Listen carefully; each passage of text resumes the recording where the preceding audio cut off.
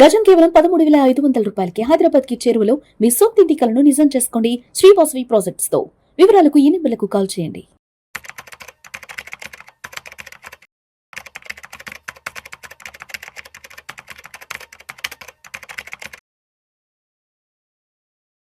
నమస్తే, welcome to Vishnu talks. నేను విష్ణు. ప్రస్తుతం నాతో పాటు సర్టిఫైడ్ ఫైనాన్షియల్ ప్లానర్ అండ్ పైసల ముచ్చట్లు మనీ మంత్రదండం పుస్తక రచయిత ఎం రాంప్రసాద్ గారు ఉన్నారు. సార్తో మాట్లాడదాం. సార్ రాంప్రసాద్ గారు నమస్తే. సార్ నమస్తే అండి విష్ణు గారు. Welcome to Vishnu talks and Sir. Happy new year Ramprasad గారు. థ్యాంక్ యూ అండి. Wish the same. Happy new year. Thank you sir, thank you so much. Sir. So Ramprasad గారు, లాస్ట్ ఇయర్ ఎగ్జాక్ట్గా న్యూ ఇయర్కి మీరు పైసల ముచ్చట్లు మనీ మంత్రదండం బుక్ని కూడా సుమన్ టీవీ వేదికగా రిలీజ్ చేశారు కదా. సుమన్ గారి చేతుల మీదుగా. మా చైర్మన్ ఎండి గారు సుమన్ గారి చేతుల మీదుగా రిలీజ్ చేసాం. ఎస్. సో మరి ఈ సంవత్సర కాలంలో ఆ బుక్ రాసిన తర్వాత మీరు కొత్తగా అనుభూతి చెందిన విషయాలు ఏమున్నాయి? చాలా మంది పబ్లిక్ తో ఇంటరాక్ట్ అయి ఉంటారు, బయటకు వెళ్ళినప్పుడు చాలా మందిని కలిసి ఉంటారు కదా. సో మరి ఆ పుస్తకానికి సంబంధించి ఈ సంవత్సర కాలంలో మరి మీరు దాచి ఉంచిన ఆ తీపి గుర్తులు ఏమున్నాయి? అట్లా ఏం లేదు సార్. మీరు బుక్ రిలీజ్ చేశారు, ప్రమోట్ చేశారు, sale we sold around 48,000 copies, 46,000-48,000 copies నాకు తెలిసి. నెక్స్ట్ ప్రింట్కి వెళ్తే 50,000 క్రాస్ చేస్తాం. అన్ని కాపీస్ అమ్మగలిగాం. అండ్ క్లయింట్స్ ఎక్కువ మంది అయ్యారు మనకి త్రూ, అంటే వీడియోస్ ద్వారా రీచ్ చేయం, బుక్ ద్వారా రీచ్ చేయం. కాబట్టి మీరు చేసిన వీటి వల్ల మీకు కూడా ఇంటర్వ్యూస్ ఇవ్వకుండా అయిపోయాం. అంటే మీరు బుక్ రాయడం వల్ల చివరికి నాకు కూడా దొరకకుండా పోయారు. So I enjoyed that journey. Yes, చాలా మంది మీ బుక్ చదివి నిర్ణయం తీసుకున్నాం. ఒక క్లయింట్ చేశారు, మన ఎగ్జిస్టింగ్ క్లయింటే, ఆయన బుక్ వాళ్ళ మదర్కి ఇచ్చారు. ఇచ్చాక సార్ మా మదర్ మీ బుక్ చదివారు, చాలా ఇంప్రెస్ అయ్యారు, ఒకసారి మాడదాం అన్నారు. నేను కాల్లో తీసుకుని అన్నారు. తీసుకోండి సార్ అన్న. తీసుకున్నారు. ఆవిడ చెప్పారు, బాబు నేను ఇది మా అబ్బాయి ఇన్నాళ్ళు చెప్తే వినలేదు, కానీ ఇప్పుడు ఇంకా నేను చిట్టి లేయటం ఆపేస్తున్నాను బాబు, మీ బుక్ చదివాక నాకు అర్థమైంది.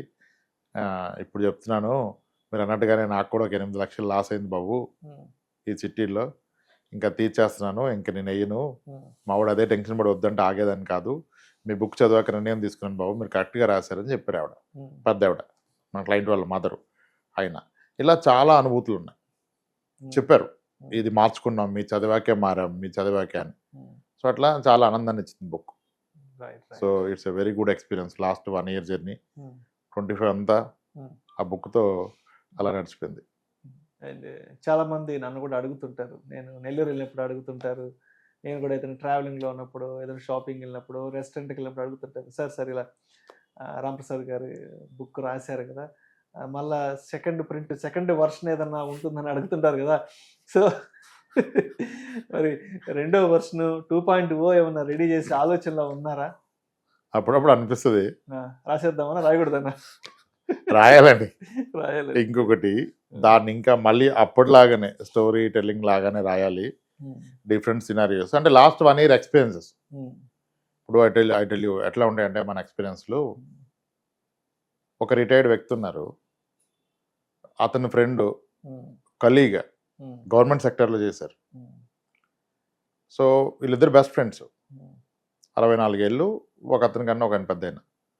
అయితే అతని కూతురు పెళ్ళికి ఇతను అన్న, అరే నాది ఎఫ్డీ ఉంది కానీ బ్రేక్ చేస్తే పెనాల్టీ పడుతురా, పెళ్ళి ఉంది కదా ఒక 10 లక్షలు ఇస్తావారా, నీ దగ్గర ఉంది కదా ఫండ్స్, సర్దేసే నేను పెళ్ళడానికి ఇస్తుంది ఎఫ్డీ రాగానే అన్నాడు. ఈయన 10 లక్షలు ఆయనకి ఇచ్చాడు. ఇట్లా కొన్ని ఎక్స్పెన్సులు షేర్ చేస్తా, దానివల్ల మనకి ఈయన 25 lakhs ఇచ్చారు.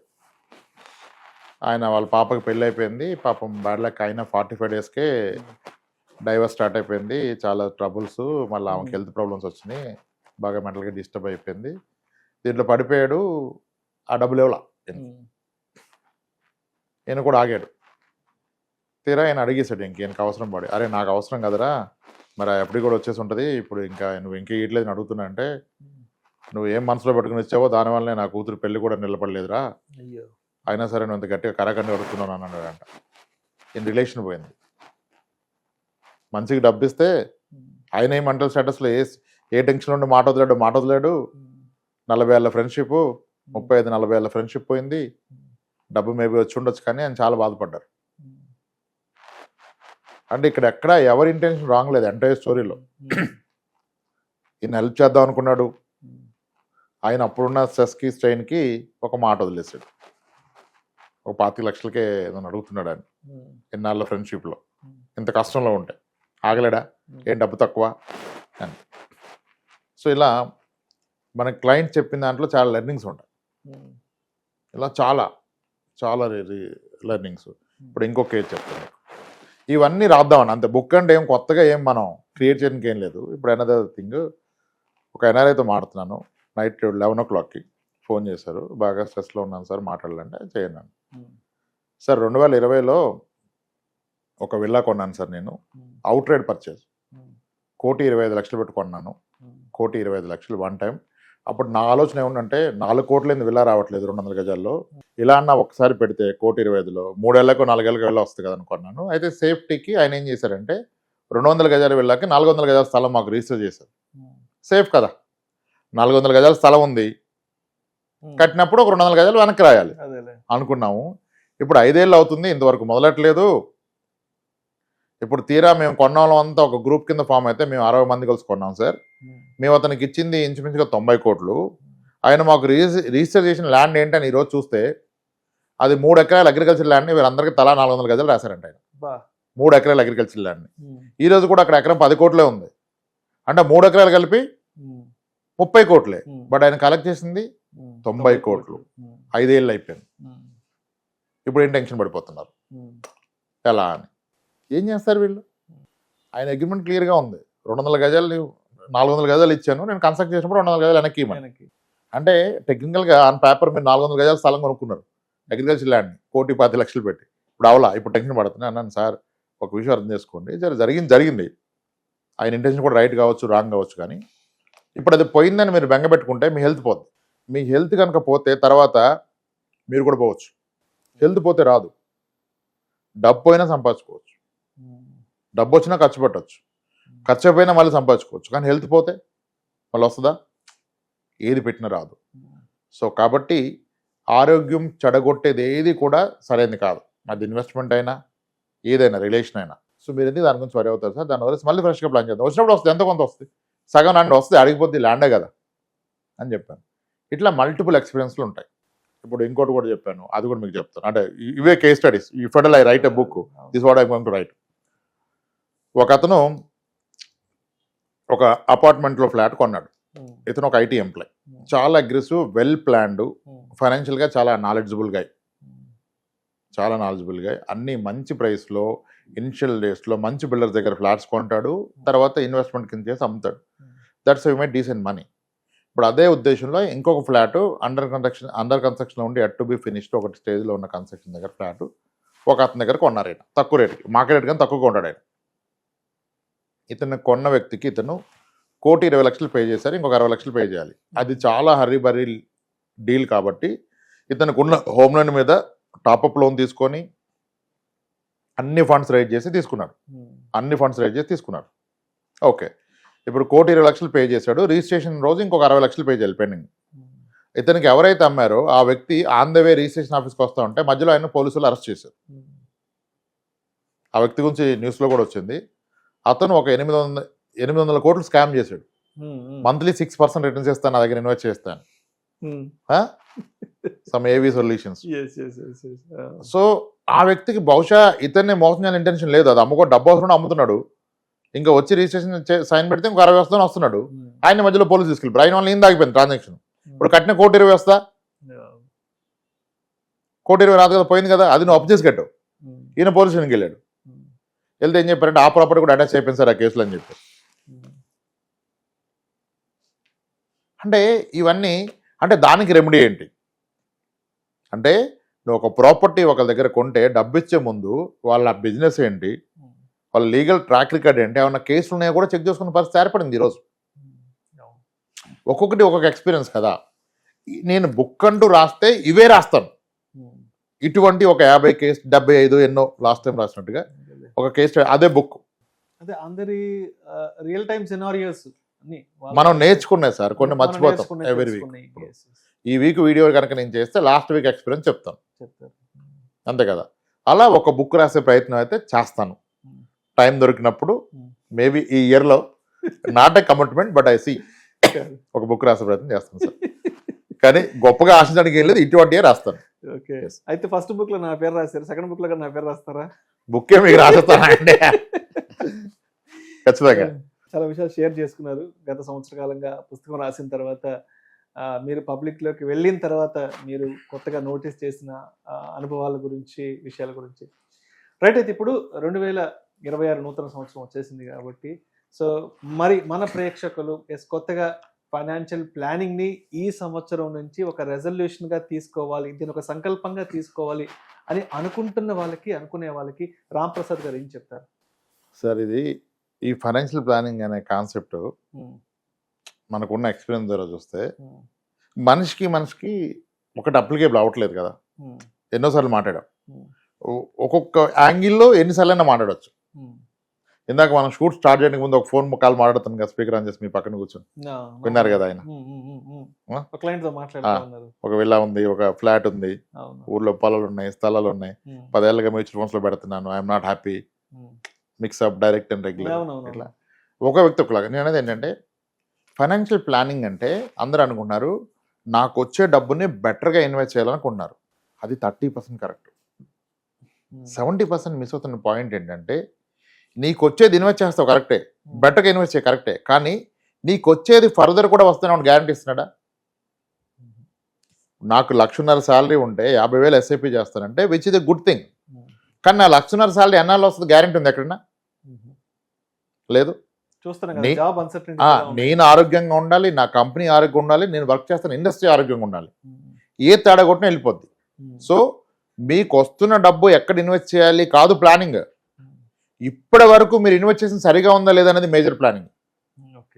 ఇప్పటిదాకా మీరు ఏవైతే అసెట్స్ క్యారీ చేస్తున్నారో అవి మీకోసం పనిచేస్తున్నాయా లేదా అనేది మేజర్ ప్లానింగ్. అది రివ్యూ చేసుకోకుండా నేను పెడతాను సార్ అంటారు. నిన్న ఈవినింగ్ ఒక క్లయింట్తో మాట్లాడుతున్నాను, చిల్కా నగర్, బోడుప్పల్ నుంచి. చిల్కా నగర్, ఈ 33 years, just got married, having 1 year kid. ఎలాగో పేర్లు చెప్పలేదు, పెద్ద ఇబ్బంది ఉండదు. వాళ్ళ ఫాదర్ రైల్వేలో చేస్తారు. ఈయన వర్కింగ్, ఈయన వైఫ్ వర్కింగ్. ఓకే. ఇప్పుడు ఈయనకి అక్కడ 2 ఇండిపెండెంట్ హౌస్లు ఉన్నాయి, 3 షట్టర్స్ ఉన్నాయి, షాప్ షట్టర్స్. ఆ షట్టర్స్ ఒక 70 లక్షలు చేస్తా అంటాడు. రెంట్కి ఎవరు ఉండట్లేదు సార్, 10,000 కూడా రాదు, ఖాళీగా ఉన్నాయి అన్నాడు. వీళ్ళ నాన్నగారు 2011లో కొన్నారు ఒక ఇండిపెండెంట్ హౌస్. అది ఇప్పుడు 1 కోటి రూపాయలు చేస్తుంది. ఆ రోజు 30 లక్షలు కొన్నాడు ఆయన. ఈయన లాస్ట్ ఇయర్ ఒక ఇండిపెండెంట్ హౌస్ 1 కోటి, లాస్ట్ ఇయర్ అంటే 2 years బ్యాక్ 1,30,00,000 అట్లా కొన్నాడు, 1,20,00,000 చేస్తుంది. ఓకే. ఇప్పుడు ఆయన ఏమంటాడు, ఆయన నా జీతం నాది 2 లక్షలు ఉంది, మా వైఫ్ 80 ఉంది, ఎలా అయినా నేను అది పక్కన పెట్టు, అసలు నీకేం అవసరం నేను చెప్పాను. ఇవి చెప్పాడు. నేను అన్నాను, సార్ ఇప్పుడు 1,60,00,000 ఇండిపెండెంట్ హౌస్ ఉంది కదా, రెంట్ వస్తుంది, రెంట్ ఎంత వస్తుంది? 20,000 వస్తుంది సార్ అన్నాడు. 20,000 వస్తుంది. దానికి ఈఎంఐ కడుతున్నాడు అతను. 80 లక్షలు ఉంది, 75,000 అంతా ఈఎంఐ కడుతున్నాడు. నీ డబ్బు ఇన్వెస్ట్ చేసి నువ్వు 75,000 ఈఎంఐ కడుతూ 20,000 వస్తే నువ్వు 50,000 కడుతున్నావు. అంటే నువ్వు నీ ఆస్తి కోసం పనిచేస్తున్నావా, నీ ఆస్తి నీ కోసం పనిచేస్తుందా? ఆస్తి కోసం వర్కౌట్ అవుతుంది ఇక్కడ. నువ్వే ఆస్తి కోసం పనిచేస్తున్నావు, నీ ఆస్తి నీ కోసం పనిచేయట్లా. అంటే ఆస్తి పెరుగుతుంది కదా సార్ అన్నాడు. ఎంత పెరుగుతుంది? అది కదా క్వశ్చన్. ఇప్పుడు ఎంత పెరుగుద్ది అనేది ప్రశ్న. ఇప్పుడు మీ నాన్నగారు ఆల్రెడీ కొన్నది ఎంత పెరిగింది, ఇది కూడా అదే పెరుగుతుంది ప్రొఫెషనల్గా. ఇదే డబ్బు అంటే నువ్వు కొన్న కమర్షియల్ షట్టర్స్ కూడా రాంగ్ లొకేషనే, నువ్వు ఉన్న దగ్గర కొన్నావు, బయటకు రాలే. అదే ఇన్వెస్ట్మెంట్ వేరే ప్రాపర్ కమర్షియల్ స్పేస్లో పెడితే రెంట్లు ఎక్కువ వచ్చేది. అసలు ఇదే నువ్వు ఇండిపెండెంట్ హౌస్ పెడితే అక్కడే చిల్కా నగర్లో ఒక గేటెడ్ కమ్యూనిటీ ఫ్లాట్ కొంటే రెంట్ ఎంత వస్తుంది అన్న? 1,20,00,000కి 45-50 వస్తుంది సార్ అన్నాడు. మరి నువ్వు ఎందుకు 20 తీసుకుంటావు? నువ్వు ఎప్పటికీ ఉండవు దాంట్లో. ఎవరో ఉండటానికి నువ్వు కొన్నది నీ కొరకు ఎలా పనిచేస్తుందని కదా నువ్వు చూడాల్సింది.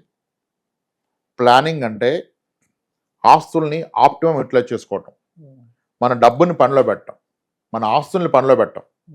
ఎప్పుడైతే మన డబ్బు మన కోసం పనిచేస్తుంది, మన ఆస్తి మన కోసం డబ్బు క్రియేట్ చేస్తుందో, మీరు పని చేయాలా వద్దా అనేది మీ చాయిస్ అయిపోద్ది. అది కదా గొప్ప లైఫ్. నీ 2 లక్షల శాలరీ గొప్పది కాదు, నీ ఆస్తి నీకు ఒక 60,000 ఇస్తే గొప్పది. ఆ 60,000 గ్యారంటీ.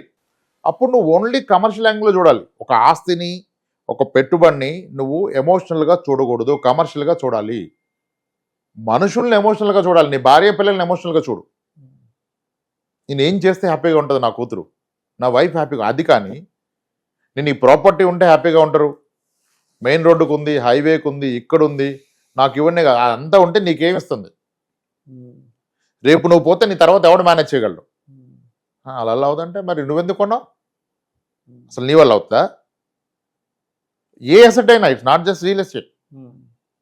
మీ ప్రతి ఆస్తి, మీ ప్రతి పెట్టుబడి మీ గురించి పనిచేసి మీకు ధైర్యాన్ని, భరోసాని ఇవ్వాలి. భవిష్యత్తు మీద బెంగ తీసేయాలి. మీరు పెట్టిన పెట్టుబడి ఉంది సార్, పెరుగుద్ది సార్, పెరుగుతుంది సార్, పెరిగితే ఎవడు వాడతాడు, ఎలా వాడతావు? దానికి సమాధానం ఉండదు. పెరిగేదాకా మనం ఉండాలి కదా. ఉన్నా నువ్వు మేనేజ్ చేయలో. ఏ అసెట్ అమ్మితే వైట్ ఎంత, బ్లాక్ ఎంత, పెద్ద హెడేక్స్ కదా. ప్రతి ఆస్తికి పర్పస్ ఉండాలి సార్. ఇఫ్ యూ సే నాకు ఇది ఉంది అంటే నేను అడిగే క్వశ్చన్ ఒకటే, దీని అంతం ఏంటి? What is the end for it? దీన్ని నీ భవిష్యత్తులో ఎలా వాడతావు? అలా ఏం లేదు సార్, అది ఉంటుంది, పెరుగుద్ది. అరే పెరిగితే దేనికోదానికి వాడాలి కదా మీరు. ఇప్పుడు మీ స్టోర్ రూమ్లో ఒక ఎక్విప్మెంట్ ఉంది, దేని కొడితే తెలవదు సార్, దేనికంటే ఎందుకు ఉంచుతున్నావు, తీసి బయటపడే. Same is the case with assets. నీకు రేపు ఇబ్బంది వస్తే నేను ఆదుకుంటుందా? నీకు సన్నగా జాబ్ పోతే ఆదుకుంటుందా? నీ కిడ్నీ ఫెయిల్ అయితే ఆదుకుంటుందా? అంతే కదా. అది కదా ఆస్తి. అప్పుడు ఆ భరోసా ఉంటే నువ్వు హ్యాపీగా బ్రతుకుతావు, నీకు జబ్బులు రావు. ఈ పనికిరాని ఆస్తులు కొనే జబ్బులు తెచ్చుకున్నారు. జబ్బులు రావడం లైఫ్ టైం తగ్గిపోద్ది. నువ్వు కొంటుంది ఆస్తి కాదు, నీ చావు.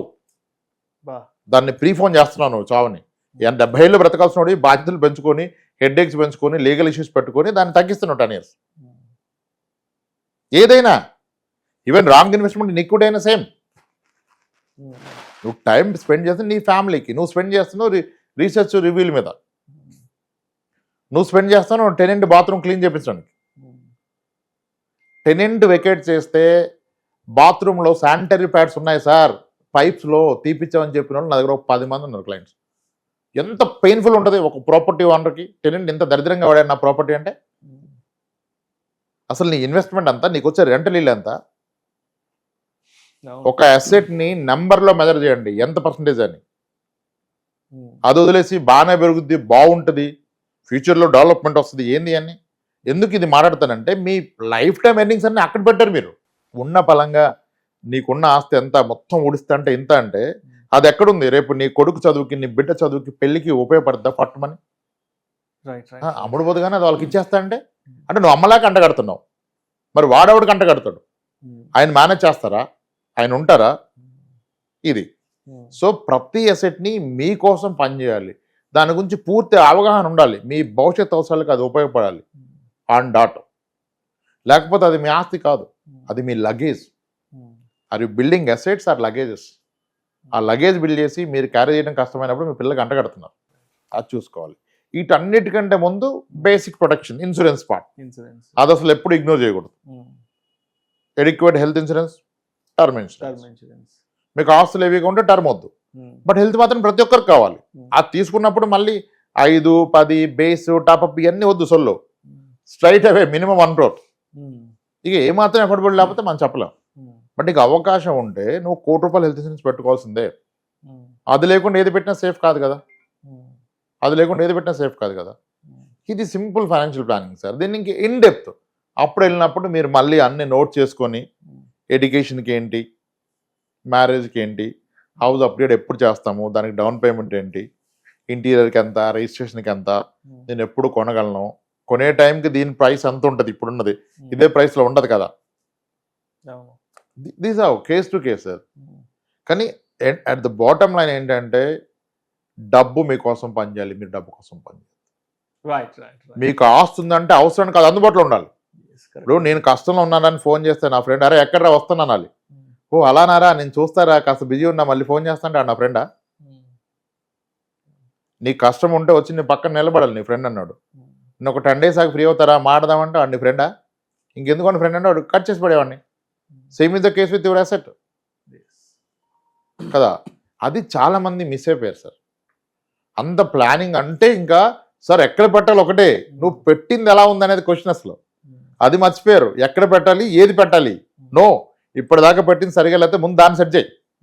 నేను చాలా మంది చెప్తున్నాను ఈ మధ్య కలిసిన వాళ్ళకి, ముందు జాబ్ మానే అన్నా. ఎందుకంటే నీకున్న అసెట్స్ రాని పనికిరాని ఫామ్లో ఉన్నాయి. నువ్వు జాబ్ ఆ పనిలో పెడితే నీకంటే ఎక్కువ ఇస్తుంది. నువ్వెందుకు కొట్టించుకున్నావు రోజు 2 లక్షల జీతానికి నీకు డయాబెటీస్, బీపీ, టాబ్లెట్లు ఇట్లా అవసరమా? నీకున్న దాన్ని సరిగా వెళ్ళి దాన్ని పని చేసి ముందు తీసుకో, స్టేట్ బ్యాంకులో అప్లై చేసుకో, నీకు నెలకు 3 లక్షలు వస్తుంది. ఇంకా టెన్షన్ ఎక్కడ లైఫ్లో? నువ్వు ఇదే చేస్తున్న ఏమన్నా అయిపోతే మళ్ళీ ఎవరు ఏం చేయలేదు కదా నీ ఆప్షన్స్లో. అది మర్చిపోయారు sir. People getting more emotional assets is making a big trouble they for them in life. Right. అలా చేసుకోవాలి సార్ ప్లానింగ్.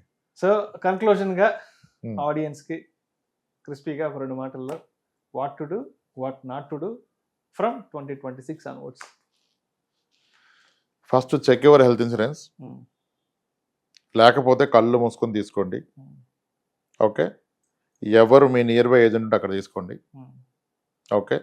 ఒకవేళ పొరపాటున మీకు ఇన్సూరెన్స్ ఉండి అది 5 లక్షలు 10 లక్షలు అది ఎందుకు సరిపోదు, దాని రెన్యువల్ టైంలో 1 crore మినిమం చేసుకోండి. Then term insurance. ఓకే. ఉంటే సరిపడా ఉందా లేదు చూసుకోండి. సరిపడడానికి ఒకటే పారామీటర్. ఇన్ ది ఈవెంట్ రేపు ఒక వ్యక్తి పోతే అతని ఆప్షన్స్లో తన ఫ్యామిలీ బ్రతకడానికి ఎంత డబ్బు కావాలి, మంత్లీ ఎంత ఇన్కమ్ కావాలి, ఆ ఇన్కమ్ అనేది మీ టర్మ్ ఇన్సూరెన్స్ వచ్చే క్లెయిమ్ని స్టేట్ బ్యాంక్లో ఎఫ్డీ చేస్తే వచ్చేయాల. మళ్ళీ అక్కడ వాళ్ళని కాంపిటేట్ చేయొద్దు. నువ్వు ఎస్డబ్ల్యూపీ చేయి, హైబ్రిడ్ ఫండ్ పెట్టు, ఇవన్నీ నడవు. నీకు వచ్చిన అమౌంట్ని నీ ఆప్షన్స్లో నీ ఫ్యామిలీ తీసుకొని స్టేట్ బ్యాంక్లో వేస్తే మంత్లీ వచ్చే ఇంట్రెస్ట్ ఏదైతుందో అది నీ లైవ్లీహుడ్కి సరిపోవాలి, నీ పిల్లల భవిష్యత్తుకి సరిపోవాలి. అంత టర్మ్ ఇన్సూరెన్స్ ఉందో లేదు చెక్ చేసుకోండి. లేకపోతే తీసుకోండి. ఆ టర్మ్ ఇన్సూరెన్స్ని 80 ఏళ్ళు 90 ఏళ్ళు 70 ఏళ్ళు అక్కర్లేదు. ఇంక 20 ఏళ్ళలో పిల్లలు సెటిల్ అయిపోతారు. అండ్ 20 ఏళ్ళు నువ్వు కూడా సంపాదిస్తావుగా. ఒక 15 ఏళ్ళు తీసుకోండి చాలు. Nominal premium. Your 30 take it till 48 50 that's it. పిల్లలు సెట్ ఈ లోపు మనం సంపాదిస్తాంగా, ఇంకెందుకు మనకు టర్మ్ ఇన్సూరెన్స్. అప్పుడు నీకు 3 కోట్ల పాలసీ కూడా 22,000కో 25,000కో వచ్చేస్తుంది సంవత్సరానికి.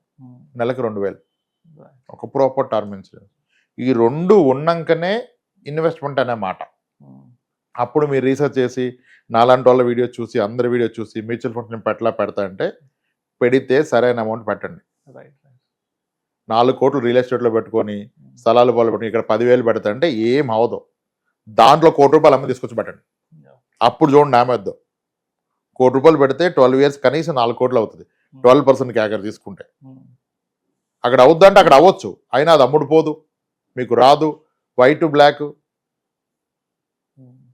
ఈరోజు డినామినేషన్ 100 దొరుకుతుంది ఏదైనా నమ్మితే. 100 ఏమో ఇంత కట్టొస్తే లాకర్లో పట్టదు, ఇంట్లో పెట్టుకోలేరు, ఖర్చు పెట్టలేరు. ఎవరు తీసుకున్నాడు క్యాష్ ఇవ్వాలి రేపు? అవన్నీ ఆలోచించుకోవాలి కదా భవిష్యత్తు గురించి. Primary protection pillars health and term insurance. Then start building assets. But that asset should be in a liquid form. నీ అవసరానికి ఆదుకోవాలి. Then identify your future needs. వాటిని ఇన్ఫ్లేషన్ చేసి రిక్వైర్డ్ కాపస్ అంతా ఎలా అచీవ్ చేయాలి. సింపులే. మేబీ చాలా మంది ఓన్గా చేయగలుగుతారు. అలా అయితే చేసుకోండి.